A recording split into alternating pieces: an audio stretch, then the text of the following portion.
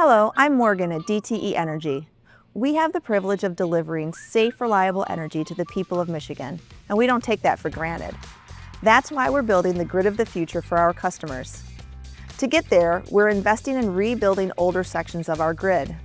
The grid rebuild is underway in places like Detroit, Pontiac, Ann Arbor, Port Huron, and communities in between. When we rebuild the power grid, we start at the substation, often replacing it entirely with new equipment. From there, we upgrade the equipment along the power lines that serve your home and your neighbors' homes. In some areas, we also move the power lines underground when it makes sense.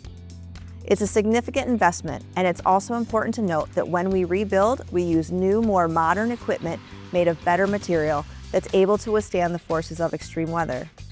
Where we have rebuilt portions of our grid, customers served by that equipment have seen up to a 90% increase in reliability. Learn more about the work we're doing to improve your reliability by visiting empoweringmichigan.com.